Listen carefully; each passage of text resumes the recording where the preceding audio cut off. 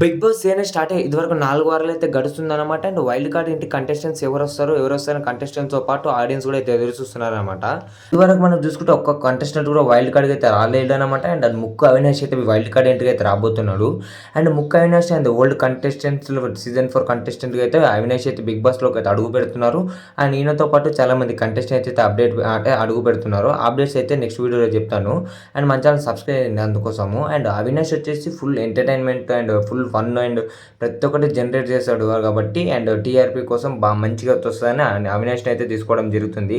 And social మీడియాలో ఎక్కడ చూసుకున్నా మనకు ఈయన 2.0 పక్క గ్రాండ్ లైన్ 2.0 అయితే పక్క వస్తాడు బిగ్ బాస్ ఎయిట్‌లో. కానీ మన ప్రతి ఒక్క వీడియోలో అయితే చర్చలు అయితే నడుస్తున్నాయన్నమాట.